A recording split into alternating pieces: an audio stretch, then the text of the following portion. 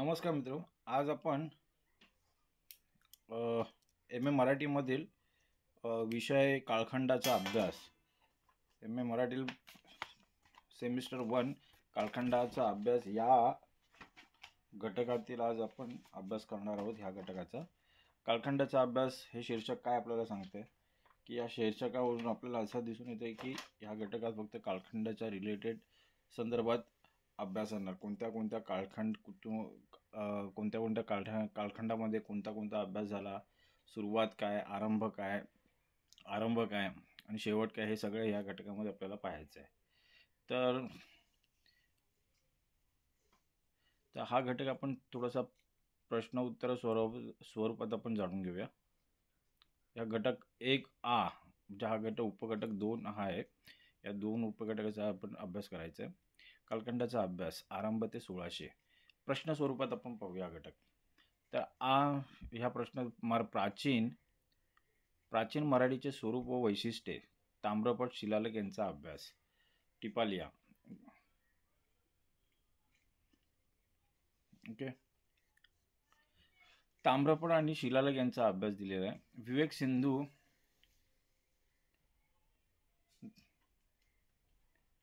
विवेक सिंधू ग्रंथाचे वेगळेपण स्पष्ट करा. आता विवेक सिंधू हा ग्रंथ आहे, त्याचं वेगळेपण काय हे समजून घ्यायचं या प्रश्नाच्या आधारे. तर परिचय. मराठी साहित्यातील आरंभीच्या काळात संत साहित्याचा प्रभाव विशेषत्वाने जाणवतो. काय मराठी साहित्यातील जे आरंभीचा काळ होता त्यात संत साहित्याचा प्रभाव विशेषत्वाने जाणवतो. या काळात आध्यात्मिकता, तत्वज्ञान प्रधान ग्रंथांची निर्मिती झालेली दिसून येते.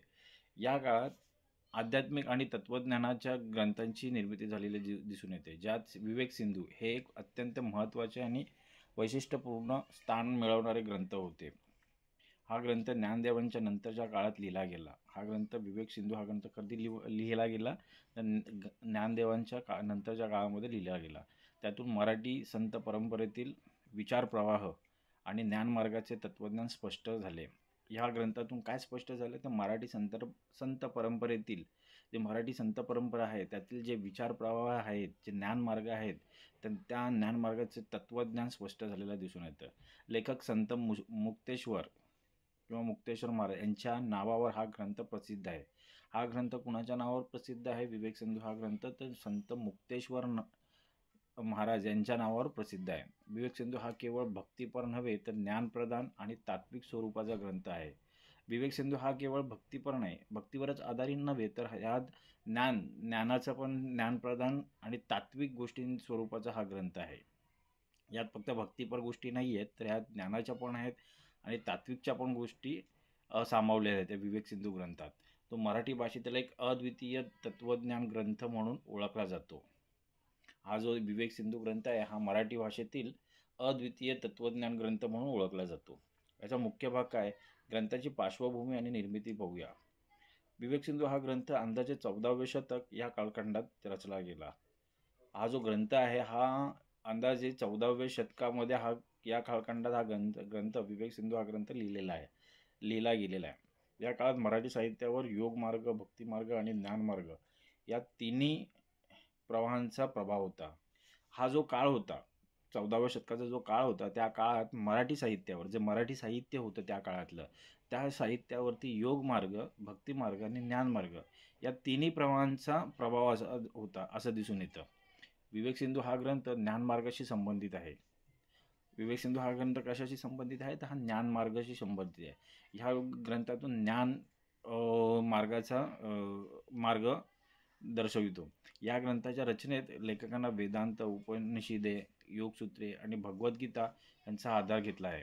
या ग्रंथाच्या रचनेत जेव्हा हा ग्रंथ रचला जात होता त्यावेळी ह्या ग्रंथाच्या रचनामध्ये लेखकाने कोणत्या गोष्टींचा आधार घेतलेला आहे तर वेदांत, उपनिषदे, योगसूत्रे आणि भगवद्गीता यांचा आधार घेतलेला दिसून येतो. ग्रंथाचे उद्दिष्ट मनुष्याला अविद्या, विद्या, माया, ब्रह्म आणि जीव परमात्मा यांतील भेद समजावून देणे हे आहे. हा जो ग्रंथ आहे विवेक सिंधू याचं मुख्य उद्दिष्ट काय आहे तर मनुष्याला अविद्या, विद्या, माया, ब्रह्म, जीव आणि परमात्मा यातील जो भेद आहे तो समजून देण्याचं देण्याचे हे महत्त्वाचे उद्दिष्ट ह्या ग्रंथाचे आहे. ग्रंथाचे विषयवस्तू स्वरूप काय ते समजून घ्या. विवेक सिंधू हा एक तत्वज्ञानपर ग्रंथ असून त्याचा मुख्य हेतू मानवाला आत्मज्ञानाच्या दिशेने प्रवृत्त करणे. विवेक सिंधू हा कसा ग्रंथ आहे, तर तत्वज्ञानावरचा ग्रंथ आहे. हा तत्वज्ञान आधारित ग्रंथ आहे आणि त्याचा मुख्य हेतू काय, तर मानवाला आत्मज्ञानाच्या दिशेने प्रवृत्त करणे, मानवाला आत्मदिशेच्या दिशेने जाण्यास प्रवृत्त करणे. ह्या ग्रंथात लेखकाने विवेक या शब्दाचा अर्थ खरे खोटे, स्थायी अस्थायी यातील भेद समजण्याची क्षमता असा घेतला आहे. ह्या ग्रंथाच्या नावात जो विवेक हा शब्द आलेला आहे, हा विवेक जो शब्द आलेला हा कोणत्या अर्थाने घेतलेला आहे लेखकाने, तर खरे खोटे, स्थायी अस्थायी यातील भेद समजण्याची क्षमता असा घेतलेला आहे. ग्रंथाच्या प्रारंभी माणसाच्या अज्ञानावस्थेचे वर्णन केले आहे. जे ग्रंथ आहे, ग्रंथाच्या प्रारंभी माणसाच्या माणूस अज्ञान अवस्थेत असतानाचं वर्णन केलेलं आहे. त्यातून मुक्त होण्यासाठी आवश्यक असलेल्या साधनांचा विचार मांडला आहे. म्हणजे ग्रंथाच्या सुरुवातीला माणसाचे जे अज्ञान अवस्था आहे त्याचं वर्णन केलेलं आहे. नंतर त्या अज्ञान अवस्थेतून मुक्त होण्यासाठी आवश्यक असलेल्या साधनांचा विचार लेखकाने मांडलेला आहे. त्यात श्रवण, मनन, निधिध्यासन, समाधी या साधनांचा विवेचन केले आहे. विवेक सिंधूत ब्रह्म, आत्मा, माया, जगत, जीव, मुक्ती यांचे तात्विक स्वरूप सविस्तर उघडलेले आहे. विवेक सिंधूत कोणते तात्विक स्वरूप उघड केलेलं आहे सविस्तरपणे, तर ब्रह्म, आत्मा, माया, जगत, जीव, मुक्ती यांचे तात्विक स्वरूप सविस्तर उघडलेले आहे. ग्रंथाचं स्वरूप संवादात्मक आहे. ग्रंथाचं स्वरूप कसं आहे, संवादात्मक आहे. गुरु आणि शिष्य यांच्यातील संवादरूपी मांडणी केलेली आहे. या ग्रंथाचं स्वरूप कसं आहे, तर गुरु आणि शिष्य यांच्यातील संवाद स्वरूप मांडणी केलेली आहे. संवादात्मक स्वरूप आहे. भाषिक व शैलीगत वैशिष्ट्ये. विवेक सिंधूची भाषा अत्यंत संस्कृतनिष्ठ, गंभीर आणि तात्विक आहे. तर विवेक सिंधू हा जो ग्रंथ आहे त्याची जी भाषा आहे ती अत्यंत संस्कृतनिष्ठ आहे, गंभीर आहे आणि तात्विक आहे. शब्दरचना क्लिष्ट असली तरी विचार स्पष्ट आहेत. स्पष्ट आणि गुढार्थ आहे. गुढार्थपूर्ण आहेत. शब्दरचना याची कशी, या ग्रंथाची क्लिष्ट आहे, तरीही त्याचे विचार जे आहेत ते स्पष्ट आहेत आणि गुढार्थ आहेत. मराठी भाषेच्या माध्यमातून अद्वैत वेदांताचा सखोल विचार मांडण्याचा हा पहिला प्रयत्न मानला जातो. मराठीच्या भाषेच्या माध्यमातून अद्वैत वेदांत आहे त्याचा सखोल विचार मांडण्याचा हा पहिला प्रयत्न विवेक सिंधू हा पहिला प्रयत्न मानला जातो. लेखकाने उदाहरणे, दृष्टांत आणि उपमा यांच्या साहाय्याने जटिल तत्वज्ञान सुगम केले आहे.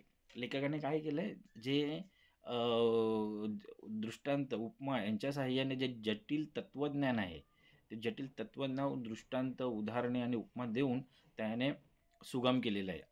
ग्रंथात लयबद्धता आणि काव्यात्मकता असूनही तो केवळ काव्यग्रंथ नसून विचारप्रधान निबंधात्मक रचना आहे.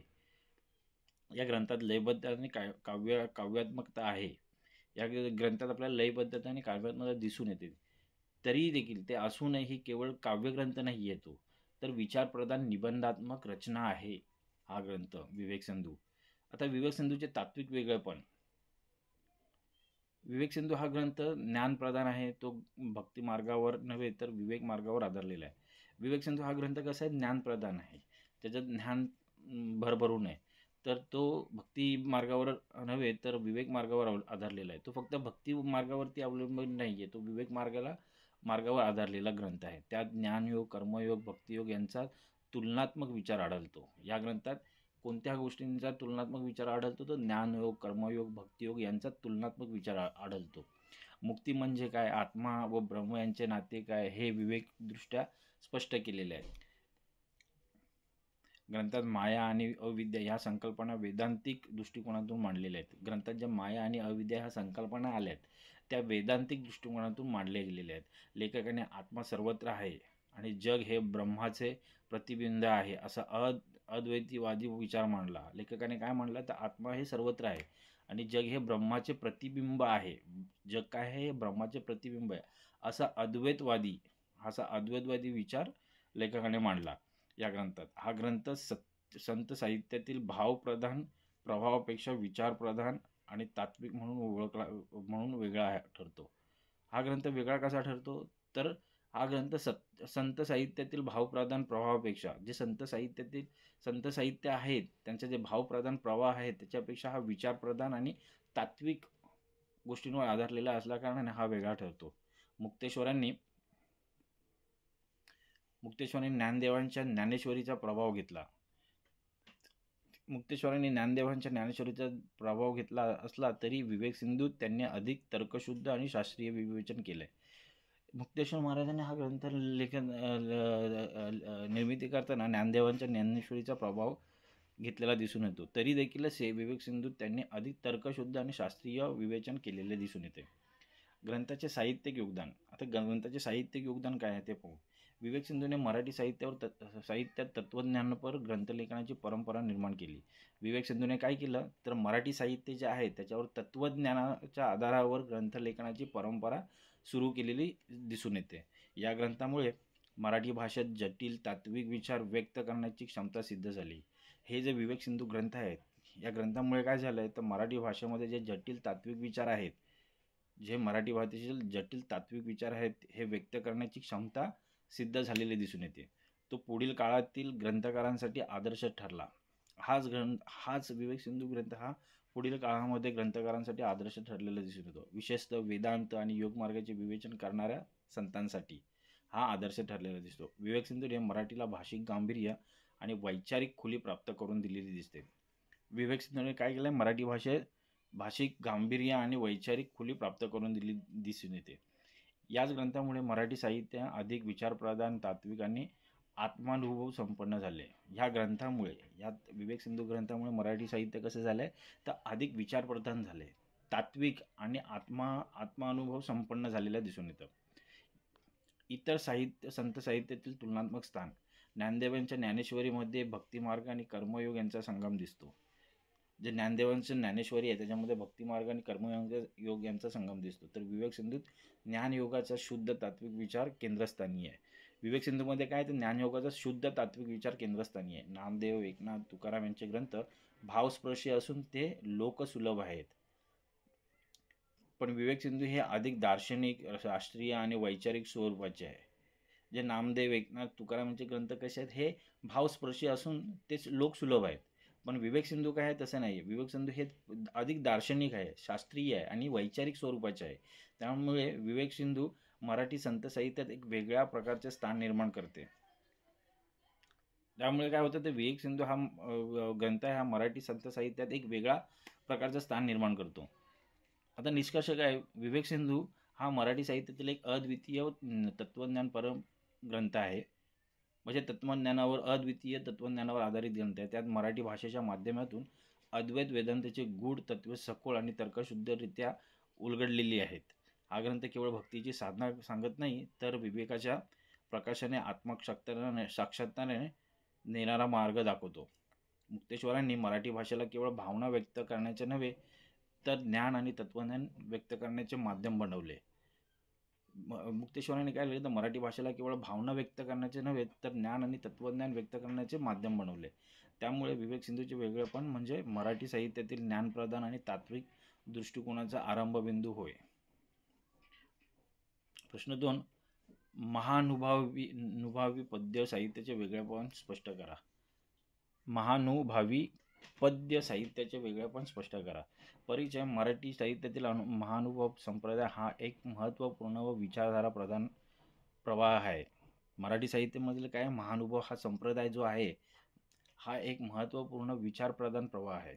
या संप्रदायाची स्थापना चक्रधर स्वामी यांनी केली. हा जो महानुभव संप्रदाय याची स्थापना कोणी केली तर चक्रधर स्वामी यांनी केलेली आहे. त्यांच्या शिकवणीवर आधारलेले साहित्य महानुभावी साहित्य म्हणून ओळखले जाते. हे चक्रधर स्वामी आहे त्यांच्या आधारावर जे शिकवण दिलेली आहे ते साहित्य आहे ते महानुभावी साहित्य म्हणून ओळखले जाते. या साहित्यात भक्ती, तत्वज्ञान, समाजविचार या तिन्ही अंगांचा संगम होतो. या साहित्यात महानुभावी साहित्यामध्ये काय होतं तर भक्ती, तत्वज्ञान आणि समाजविचार या तिन्ही अंगांचा संगम दिसून येतो. महानुभावी साहित्याचे दोन प्रमुख भाग आहेत. महानुभावी साहित्याचे दोन प्रमुख भाग सांगितलेले आहेत. गद्य साहित्य आणि पद्य साहित्य. गद्य साहित्यामध्ये लीळाचरित्र आणि सूत्रपाठ, स्थानपाठ हे आहेत आणि पद्य साहित्यामध्ये पुरुषोत्तम चरित्र, चक्रधर चरित्र हे येतात. चरित्र, सत्संग योग, महादेव चरित्र इत्यादी येतात. महानुभाव पंथीयांनी रचलेले हे पद्यसाहित्य भक्तिप्रधान असले तरी त्याचे आचारधर्म, तात्विकता आणि भाषिक वैशिष्ट्ये यामुळे ते इतर संत साहित्यांपेक्षा वेगळे ठरते. महानुभाव पंथीयांनी हे जे पद्यसाहित्य भक्तिप्रधान असले रचलेले जे पद्य साहित्य आहे हे जरी भक्तिप्रधान असले तरी आचारधर्म, तात्विकता, भाषिक वैशिष्ट्य यामुळे ते इतर संत साहित्यांपेक्षा वेगळे ठरते. आणि त्याचा मुख्य भाग काय तर महानुभाव पंथांची पार्श्वभूमी आणि विचारधारा. आता महानुभाव पंथांची ही पार्श्वभूमी आणि विचारधारा समजून घेऊया. महानुभाव पंथांची सुरुवात चक्रधर स्वामी यांनी 13व्या शतकात केली. हा जो महानुभाव पंथ आहे किंवा संप्रदाय आहे याची सुरुवात चक्रधर स्वामी यांनी कधी केले तर 13व्या शतकात सुरुवात केलेली दिसून येते. या पंथांचे तत्वज्ञान एकच ईश्वर. या पंथांचे तत्वज्ञान काय एकच ईश्वर श्रीकृष्ण हे सर्वोच्च सत्ता या विचारावर आधारित आहे. या पंथांचे तत्वज्ञान काय आहे तर एकच ईश्वर श्रीकृष्ण हे सर्वोच्च सत्ता या विचारावर आधारित आहेत. त्यांचा मूल मंत्र होता एकच देव, एकच धर्म, एकच गुरु. त्यांचा मूल मंत्र काय होता? महानुभाव पंथांचा मूल मंत्र काय होता तर एकच देव, एकच धर्म, एकच गुरु. त्यांनी जातीभेद, कर्मकांड, अंधश्रद्धा आणि वर्णव्यवस्था यांचा निषेध केला. चक्रधर स्वामींच्या अनुयायांनी त्यांच्या शिकवणीचा प्रसार करण्यासाठी अनेक ग्रंथ लिहिले. त्यात पद्यरूप रचना विशेषत्वाने दिसतात. चक्रधर स्वामींच्या अनुयायांनी काय केलं त्या शिकवणीचा प्रसार करण्यासाठी अनेक ग्रंथ लिहिले. त्यात पद्यरूप रचना विशेषत्वाने दिसतात. या साहित्यात ज्ञान, विवेक आणि व्यवहारनीती यांचे सुंदर संमिलन आहे. महानुभावी पद्य साहित्यांची वैशिष्ट्ये. आता महानुभावी पद्य साहित्याची वैशिष्ट्ये काय ते समजून घेऊया. भक्तिप्रधानता आणि ईश्वरनिष्ठा. महानुभावी पद्य साहित्यामध्ये पूर्णतः ईश्वरनिष्ठा आणि भक्तिपारायण आहे. येथे ईश्वर म्हणजे श्रीकृष्ण जो परमात्म्याचा मूर्तिमंत अवतार मानला जातो. कवींनी भक्ती म्हणजे ईश्वराशी एकरूप होण्याची प्रक्रिया मांडली आहे. या साहित्यातील भक्ती ही भावनिक नसून ज्ञानाधिष्ठित आहे. या साहित्याची भक्ती ही भावनिक नसून ज्ञानाधिष्ठित आहे. भक्तीचा उद्देश आत्मशुद्धी आणि परमात्म्याचे दर्शन हे आहे. पुढे ज्ञानप्रधानता आणि विवेकवादी दृष्टी हे समजून घ्या. महानुभाव पंथीयांनी भक्तीला ज्ञानाचा आधार दिला. त्यांची भक्ती अंधश्रद्धेवर नव्हे तर विवेक, आत्मानुभव आणि विचारसरणीवर आधारलेली आहे. त्यांच्या काव्यात माया, अविद्या, मुक्ती, कर्म आणि ईश्वर साक्षात्कार या संकल्पनांचा सखोल विचार आढळतो. या महानुभाव पंथींच्या विचारसरणीमध्ये काय आढळतं, काव्यामध्ये काय आढळतं तर माया, अविद्या, मुक्ती, कर्म आणि ईश्वर साक्षात्कार ह्या संकल्पनांचा सखोल विचार केलेला आढळतो. हे काव्य केवळ श्रोतात्मक नाही तर विचारप्रधान आहे. हे जे काव्य आहेत हे फक्त श्रोतात्मक नाही तर विचारप्रधान देखील आहेत. विचारप्रधान आणि आत्मानुभवजन्य आहेत. आता सामाजिक आणि मानवतावादी दृष्टिकोन पाहूया. महानुभाव पंथांमध्ये सामाजिक आणि मानवतावादी दृष्टिकोन पाहूया. महानुभावांनी समाजातील अन्याय, वर्णव्यवस्था आणि धार्मिक कोंडमाऱ्याला विरोध केलेला आहे. महानुभाव पंथांनी समाजाने काय केलेलं आहे? महानुभाव पंथांनी समाजातील जे अन्याय आहे, वर्णव्यवस्था आहे आणि धार्मिक कोंडमारा जो होता त्याला विरोध केलेला दिसतो. त्यांच्या पद्य साहित्यात समानतेचा आणि सामाजिक जागृतीचा संदेश दिसतो आहे. स्त्रियांना आणि निम्नवर्गीयांना धर्मसाधनेत समान स्थान देण्याची मांडणी या कवितांमध्ये दिसते. तसं त्यांनी काय केलंय तर स्त्रियांना आणि निम्नवर्गीयांना धर्मसाधनेत समान स्थान देण्याची मांडणी या कवितांमध्ये दिसते. या अर्थाने त्यांचे साहित्य सामाजिक सुधारणा आणि मानव धर्माचे तत्वज्ञान मांडते. भाषिक वैशिष्ट्य काय आहेत ह्या महानुभावी पंथीयांचे? महानुभावी कवींनी लोकभाषेचा वापर केला. भाषिक वैशिष्ट्य काय त्यांनी लोकभाषेचा वापर केलेला दिसून येतो. त्यामुळे त्यांचे साहित्य सर्वसामान्यांना समजण्यास सोपे झाले. त्यांच्या काव्यात संस्कृतनिष्ठ अलंकारिकता कमी असून थेट आणि साधे भाषिक रूप जास्त दिसते. त्यामुळे मराठी भाषेच्या साहित्यात एक नवा प्रवाह निर्माण झाला. भक्ती काळातील लोकभाषिक शैलीचा आरंभ. यालाच जो काळ निर्माण झाला त्याला भक्ती काळातील लोकभाषिक शैलीचा आरंभ दिसून येतो. या भाषेत प्रामुख्याने अरबी, फारसी प्रभाव नसून साधी ग्रामीण लय भाषा आहे. या भाषेत काय त्यांनी जी भाषा वापरली त्याच्यामध्ये प्रामुख्याने अरबी, फारसी भाषा नसून प्रभाव नसून तर साधी ग्रामीण भाषा त्यांनी वापरली. काव्यरचनेचे स्वरूप. पद्यरचनांमध्ये छंदाचे काटेकोर पालन दिसते, परंतु भावनेचा ओघ अधिक महत्त्वाचा असतो. रचना ओवी, अभंग, स्तोत्र, पद, चरित्रकाव्य या विविध रूपांत आहेत. काव्यात कथात्मकता आहे, म्हणजे धार्मिक कथा सांगताना तत्वज्ञानही मांडले जाते. काव्यात काय ते कथात्मकता पण दिसून येते, म्हणजे धार्मिक कथा सांगताना तत्वज्ञानही मांडले जाते. उदाहरणार्थ पुरुषोत्तम चरित्र हे काव्य श्रीकृष्णाच्या जीवनावर आधारित असून त्यातून ईश्वरत्वाची तत्वज्ञान मांडले आहे. महानुभावी पद्यसाहित्यांचे वेगळेपण काय आहे, तर तात्विक भक्तीचे दर्शन दिसते, तर इतर संत कवींच्या काव्यात भावनिक भक्ती अधिक असते, तर ह्यांच्या पद्यसाहित्यामध्ये तात्विक भक्तीचे दर्शन जास्त आहे. पण महानुभाव कवींच्या काव्यात विवेक, तर्क आणि आत्मज्ञानाधिष्ठ भक्ती दिसते. गुरु शिष्य परंपरेचा गौरव या काव्यात गुरुचरणावरील भक्ती ज्ञानप्राप्तीचे साधन म्हणून गुरुचे महत्त्व वारंवार दिसते. एकश्वर वादाचा आग्रह, अनेक देवदेवतांच्या पूजेऐवजी एकच ईश्वर म्हणजे काय, एकच ईश्वर म्हणजे श्रीकृष्ण या संकल्पनेचा प्रसार केलेला आहे. सामाजिक समता, जातीभेद, उच्च नीच, स्त्री पुरुष भेद यांचा निषेध करून सर्वांना धर्मसाधनेस समान संधी देण्याचा दृष्टिकोन लोकभाषेचा दृष्टिकोन दिसून येतो. सामाजिक समता त्यांच्या विचारांमध्ये दिसून येते. लोकभाषेचा वापर, सुलभ मराठी भाषेचा वापर करून तत्वज्ञान सर्वसामान्यांपर्यंत पोहोचवणे हे कवींचे यश होते. आचार प्रधानता, महानुभावी पंथांमध्ये केवळ विचार न मांडता त्यांची आचाररूप अंमलबजावणी करण्यावर भर दिला. महानुभाव पंथांनी काय केलं, तर केवळ विचार न मांडता त्यांची आचाररूप अंमलबजावणी करण्यावर भर दिलेला दिसून येतो. भक्तीतील शुद्धता आणि साधेपणा, त्यांच्या काव्यात भोग, अंधश्रद्धा, विधी यांच्याऐवजी आत्मनिष्ठ भक्ती आणि विवेक केंद्रस्थानी आहे. आता याचा निष्कर्ष काय आहे, महानुभावी पद्य साहित्य हे मराठी भक्त साहित्यातील एक स्वतंत्र आणि विचारप्रधान प्रवाह आहे. त्यात भक्तीचा भाव, ज्ञानाची खोली आणि समाज सुधारण्याचा दृष्टिकोन यांचा सुंदर संगम आहे. चक्रधर स्वामी आणि त्यांच्या अनुयायांनी मांडलेले विचार आजही समाज प्रबोधनासाठी प्रेरणादायी ठरतात. हे साहित्य मराठी भक्तिकाळातील आचारप्रधान, विवेकनिष्ठ, ज्ञानाधारित भक्तीचे मूर्त रूप आहे. त्यामुळे महानुभावी पद्य साहित्याचे वेगळेपण म्हणजे तत्वज्ञानावर आधारित लोकभाषेतील भक्ती साहित्य, ज्यात विचार, साधेपणा आणि सामाजिक जागृतीचा सुंदर संगम आहे. पुढे आहे मराठीतील ताम्रपट. आता ताम्रपट म्हणजे तांब्याच्या पत्रावर कोरलेले लेखन. ताम्रपट म्हणजे काय, तर तांब्याच्या पत्रांवरती कोरलेले लेखन. हे प्राचीन काळातील राजाज्ञा, दानपत्रे किंवा प्रशासकीय नोंदी असत. हे काय ताम्रपत्र काय आहे, तर प्राचीन काळातील राजाची जी आज्ञा असायची ती लिहिलेली असायची याच्यावरती, दानपत्रे लिहिलेली असायची याच्यावरती, किंवा प्रशासकीय नोंदी असत. मराठीतील ताम्रपटातून भाषेचा आणि लिपीचा विकास पाहता येतो. जे मराठीतील ताम्रपट आहेत त्यातून भाषेचा आणि लिपींचा विकास झालेला पाहता येतो. उदाहरणार्थ सिनार ताम्रपट इसवी सन 1012 आहे यात सिनार ताम्रपट.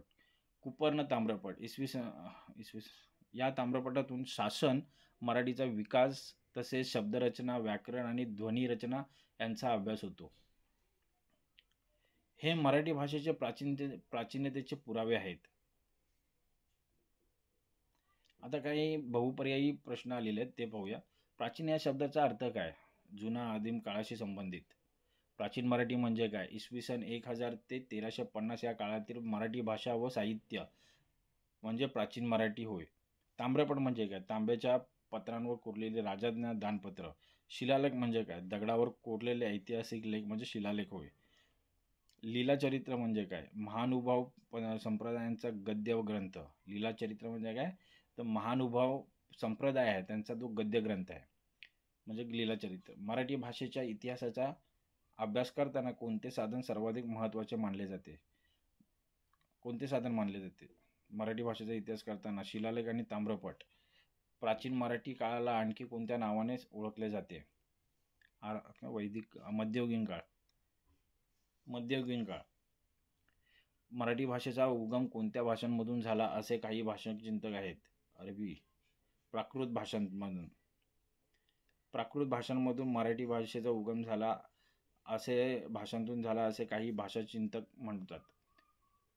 मराठी भाषा उद्गम आणि विकास हा ग्रंथ कोणी लिहिला? कृपा कुलकर्णी यांनी मराठी भाषा उद्गम आणि विकास हा ग्रंथ लिहिला. मराठी भाषेचा विकास कोणत्या कालखंडात झाला? विशेषतः झाला यादव कालखंडातच झाला. मराठी भाषेतील आद्य कवी म्हणून कोण ओळखले जातात? मुकुंद महाराज यांच्या विवेक सिंधू ग्रंथाचा विषय काय आहे? अध्यात्म आणि तत्वज्ञान. मराठी भाषेच्या विकासात कोणत्या संप्रदायाचे योगदान महत्त्वाचे आहे? वारकरी संप्रदाय. लीळा चरित्र हे कोणत्या संप्रदायाशी संबंधित आहे? महानुभाव पंथांचे संस्थापक कोण होते? मुकुंद महाराज. श्री चक्रधर स्वामी. मराठी गद्याचे पहिले स्वरूप कुठे आढळले? शिलालेखांत. प्राचीन मराठीतील सर्वात जुना शिलालेख कोणता मानला जातो? श्रवण बेळगोळ शिलालेख.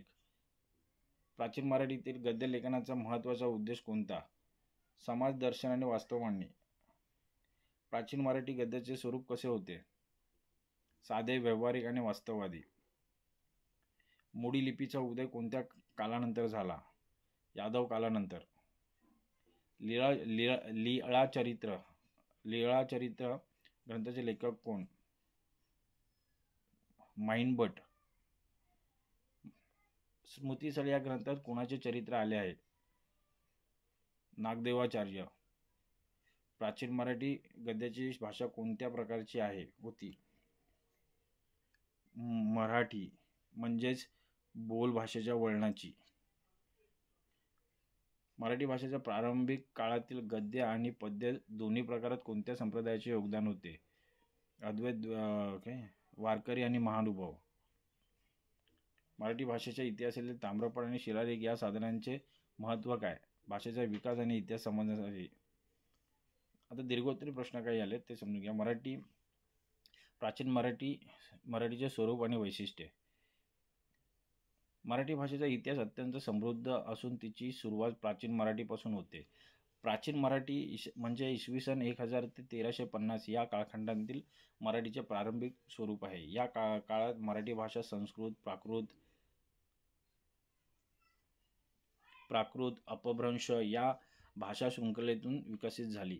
मराठी भाषेला स्वतंत्र रूप, लिपी आणि साहित्यिक ओळख या काळात प्राप्त झाली. शिलालेख, ताम्रपट, महानुभाव, नाथ संप्रदायाचे ग्रंथ यांचे ठोस पुरावे आहेत.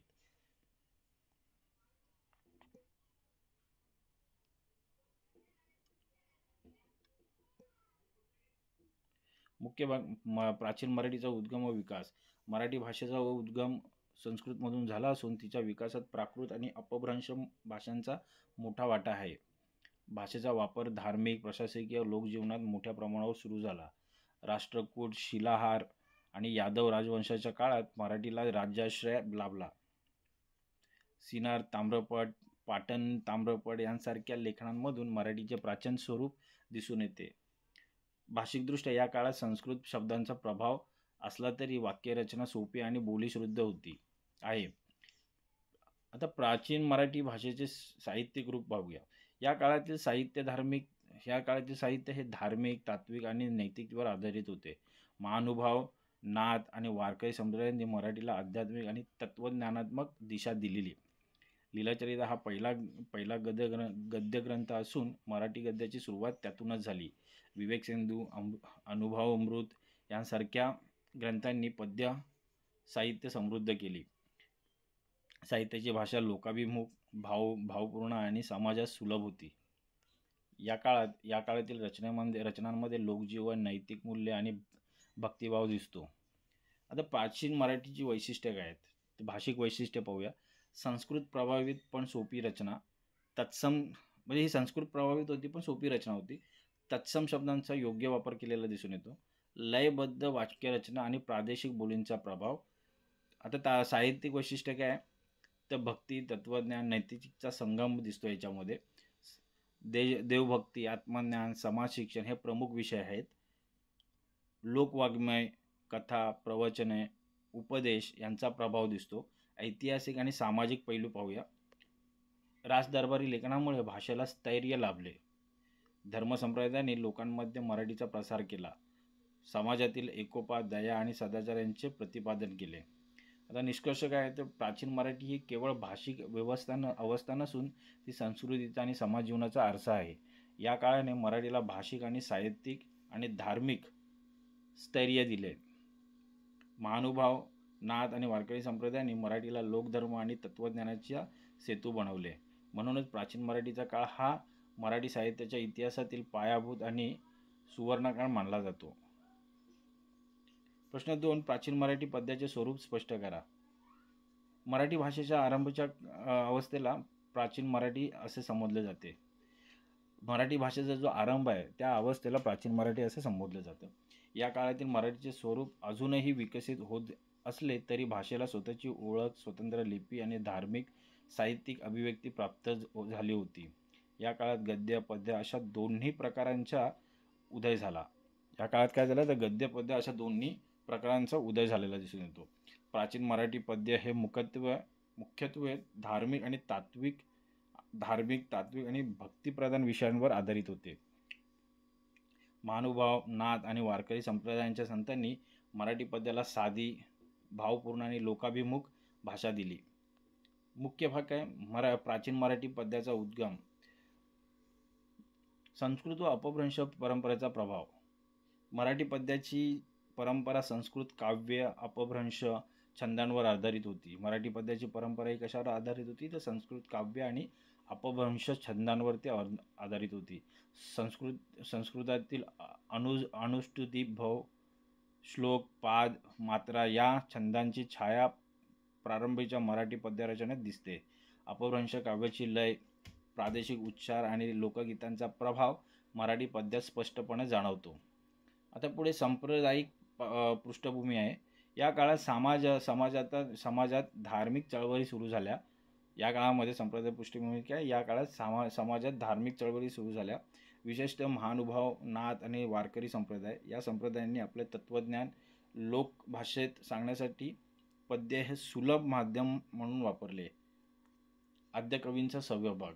पुढे संत ज्ञानेश्वर, चांगदेव, सिद्धनाथ, चक्रधर स्वामी इत्यादींच्या कार्यामुळे पद्य साहित्य फुललेले दिसून येते.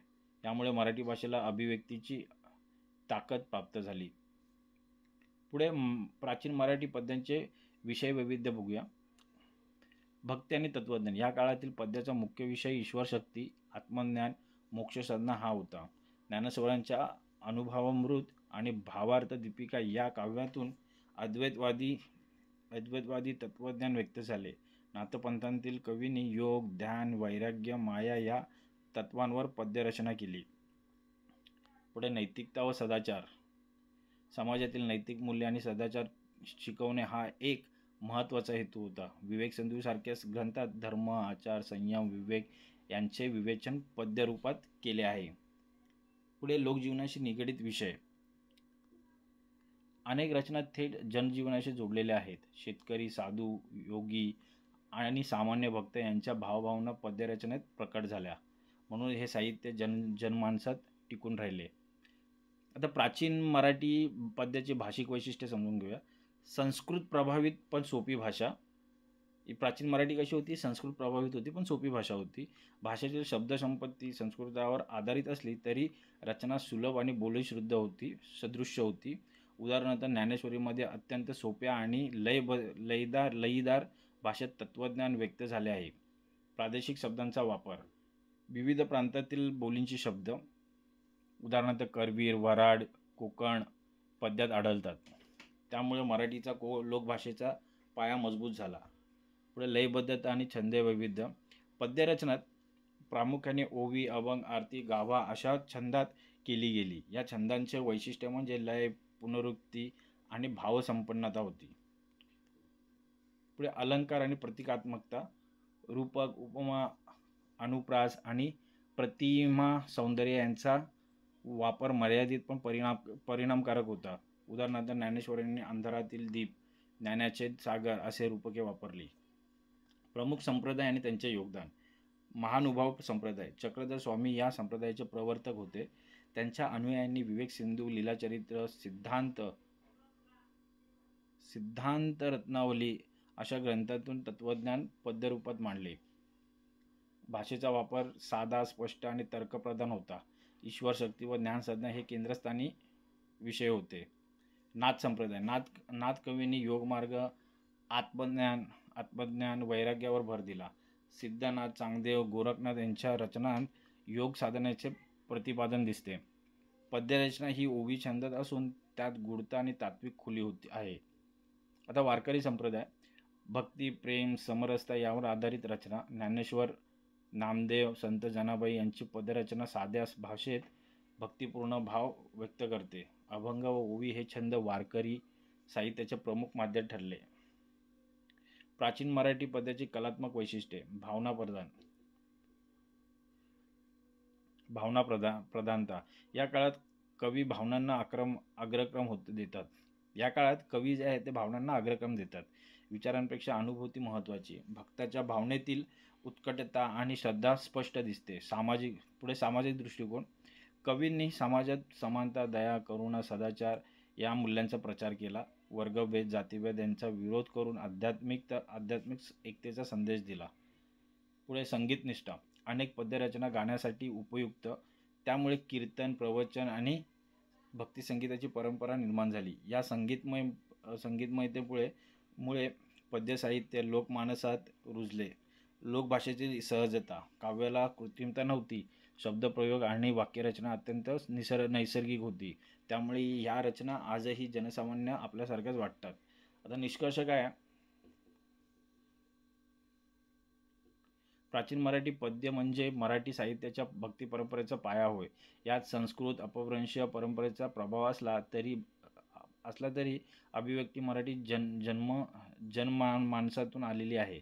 महानुभाव, नाथ आणि वारकरी संप्रदायांनी मराठीला भाव, तत्वज्ञान आणि लोकसंगीत यांचे सुंदर मिश्रण दिले. या काळातील काव्य हे केवळ धार्मिक उपदेश नसून ते लोकसंस्कृतीचे प्रतिबिंब, भाषेचे सौंदर्य आणि समाज शिक्षणाचे साधन आहे. म्हणूनच प्राचीन मराठी पद्य हे मराठी काव्य परंपरेतील आद्य, पायाभूत आणि दिशादर्शक टप्पा मानला जातो. प्रश्न 3.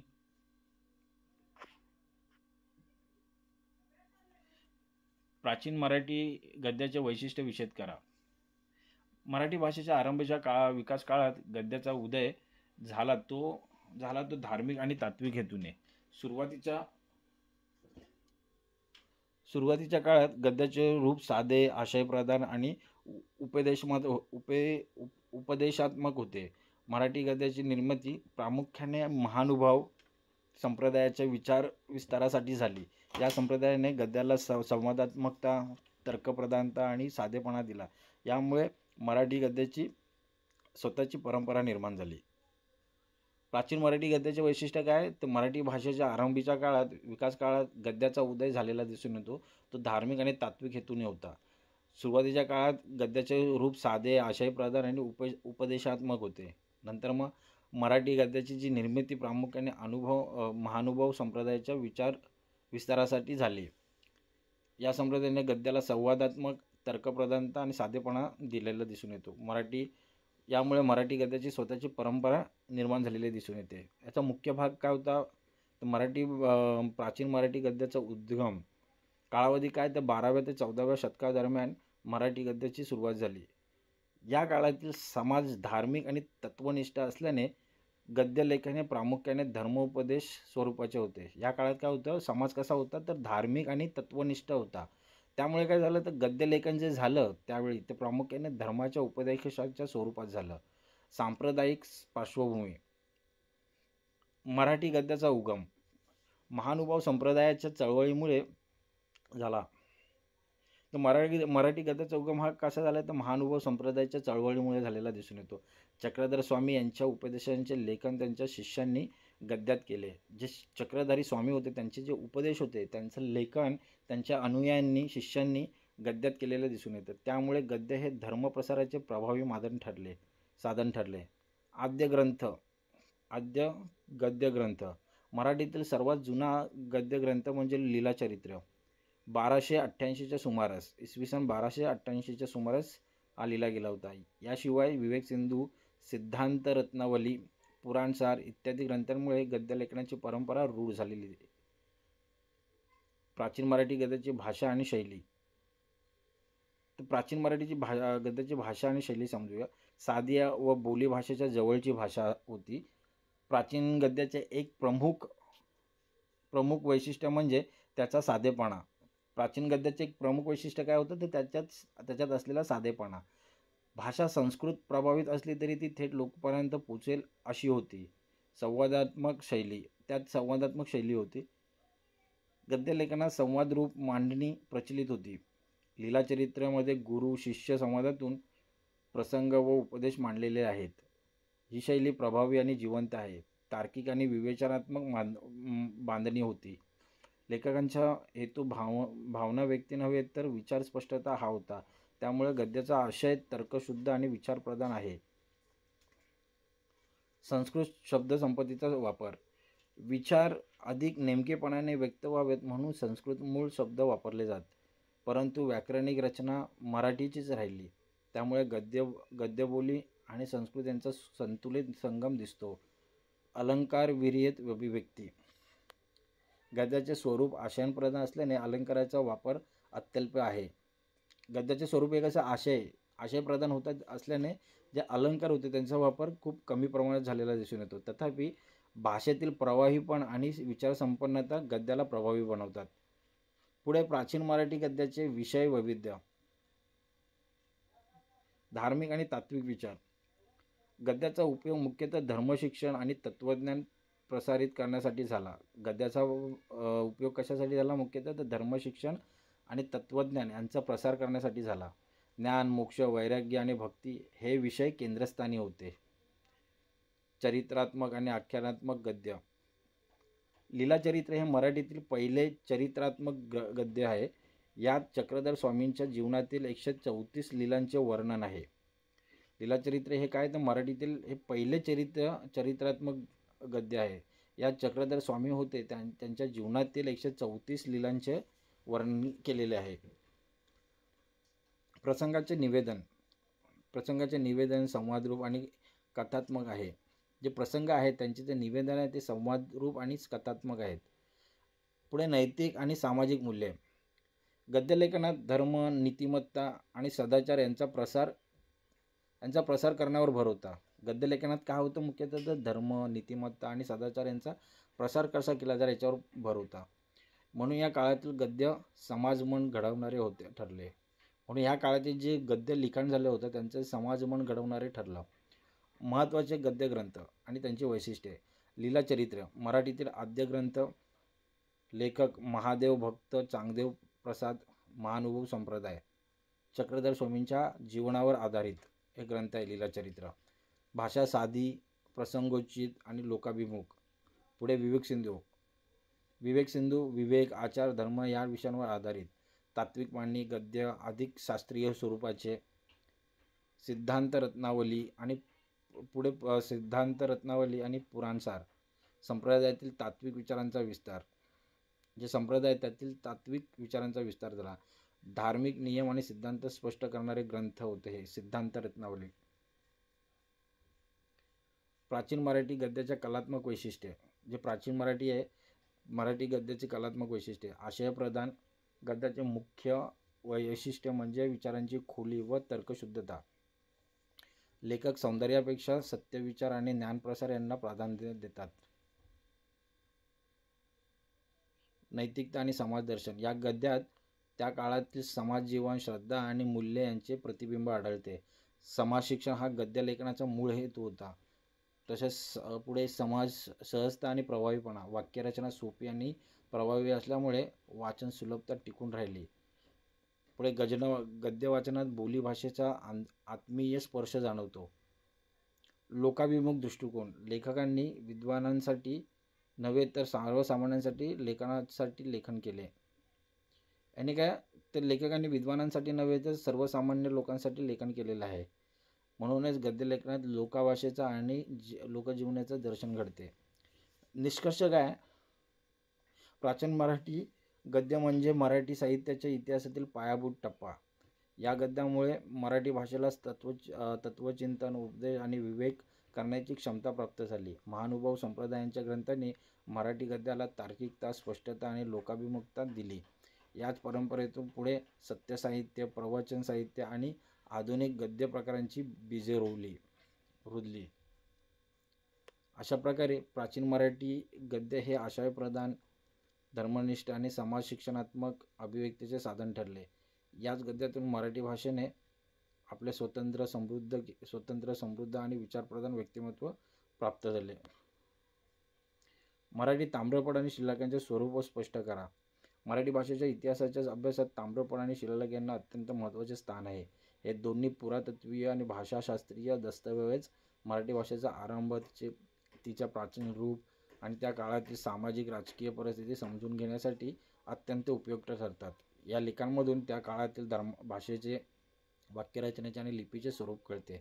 याचा मुख्य भाग काय? ताम्रपटांचे स्वरूप. ताम्रपट म्हणजे तांब्याच्या पत्र्यावर खोदलेले लेख, ज्यात राज्यकर्त्यांनी जमीनदान, गावदान, धार्मिक देणग्या इत्यादींची नोंदी केलेले असते.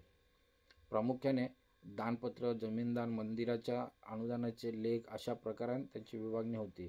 ताम्रपट प्राचीन मराठीतील लिपी, शब्दप्रयोग आणि भाषिक संक्रमणाचे उदाहरण दाखवतात. सुरुवातीचे ताम्रपट संस्कृत आणि प्राकृत भाषेत असले तरी नंतरच्या काळात अपभ्रंशातून विकसित होणारी प्राचीन मराठी त्यात दिसते. राजकीय आणि सामाजिक जीवनाचे प्रतिबिंब या ताम्रपटात दिसते. लेखनशैली धार्मिक आणि औपचारिक असून त्यात राजश्रित संस्कृतीचे दर्शन घडते. आता उदाहरणं काय? शिलाहारांचे कोळेगाव ताम्रपट 11वे शतक, राजेंद्र चोल ताम्रपट, यादवकालीन दानपत्रे इत्यादी. शिलालेखांचे स्वरूप. शिलालेख म्हणजे दगडांवर कोरलेले लेखन, जे मंदिरे, गुहा, किल्ले किंवा स्तंभावर आढळते. शिलालेख हे त्या काळातील राजकीय, धार्मिक आणि सामाजिक घडामोडींचे पुरावे होत. सुरुवातीचे शिलालेख मुख्यतः संस्कृत आणि प्राकृत भाषेत असून त्यात हळूहळू मराठी शब्द व वाक्यरचना दिसू लागल्या. या लेखांतून भाषांतराची प्रक्रिया आणि मराठीचा उदय स्पष्टपणे दिसतो. लिपीच्या दृष्टीने देवनागरीच्या आद्य रूपांचे दर्शन घडते. शिलालेखांमध्ये या काळातील लोकभाषेचे, धर्मविचारांचे आणि राजकीय घोषणांचे स्वरूप दिसते. उदाहरणे: राजेभोज यांचा कोल्हापूर शिलालेख, हट्टीहळींचा लेख, नाणेघाट शिलालेख इत्यादी.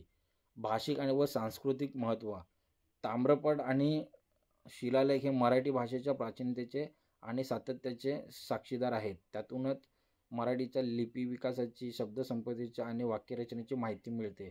समाजरचना, शासनपद्धती, धर्मव्यवस्था आणि शिक्षण व्यवस्थेचे ऐतिहासिक दर्शन घडते. मराठी भाषेचा विकास कसा संस्कृत, प्राकृत आणि अपभ्रंश या टप्प्यातून झाला हे या लेखाने सिद्ध केले आहे. निष्कर्ष: मराठी ताम्रपट व शिलालेख केवळ ऐतिहासिक दस्तऐवज नसून मराठी भाषेच्या उत्पत्तीचा आणि विकासाचा जिवंत पुरावा आहे. या लेखांतून त्या काळातील समाज जीवन, भाषिक शैली, सांस्कृतिक मूल्यांची झलक मिळते. त्यामुळे भाषा वैज्ञानिक आणि इतिहासकार दोघांसाठीही हे अमूल्य साधन ठरतात. प्रश्न 5. मराठी भाषेतील शिलालेखांचे योगदान विशद करा. परिचय. मराठी भाषेचा इतिहासात शिलालेख हे अत्यंत मौल्यवान दस्तऐवज मानले जातात. हे दगडावर, गुहांवर, किल्ल्यांवर, मंदिरांच्या भिंतींवर कोरलेले लेख असून ते त्या काळातील राजकीय, सामाजिक, धार्मिक आणि भाषिक परिस्थितीचे ज्ञान देतात. शिलालेखांमुळे मराठी भाषेचा उदय, तिचा विकास, तिची लिपीची प्रगती या सर्वांचा मागोवा घेत होतो. याचा मुख्य भाग काय?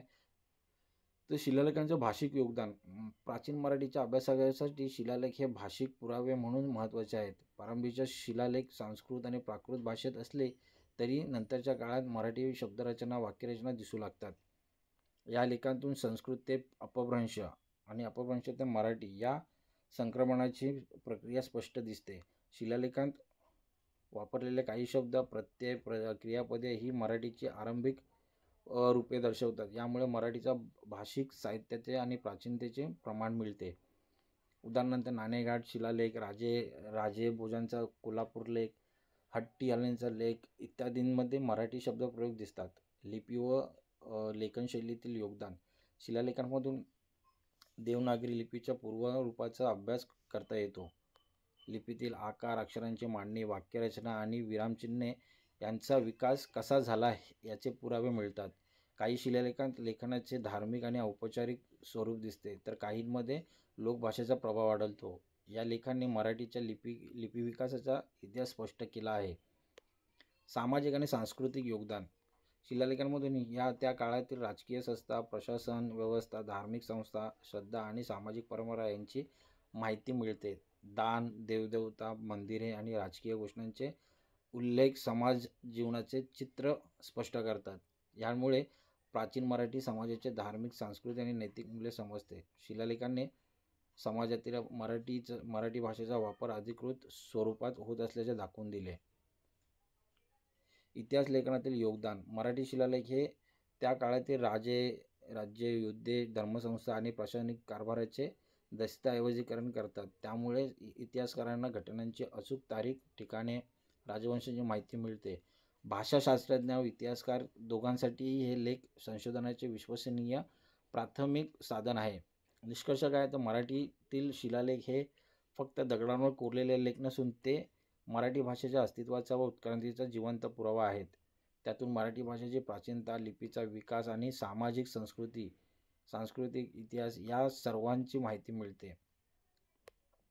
भाषाशास्त्र, इतिहास आणि संस्कृती या तिन्ही क्षेत्रांत शिलालेखांचे योगदान अमूल्य आहे. त्यामुळे शिलालेख हे मराठीच्या भाषिक, सांस्कृतिक आणि ऐतिहासिक वारशाचे अमर दस्तऐवज ठरतात.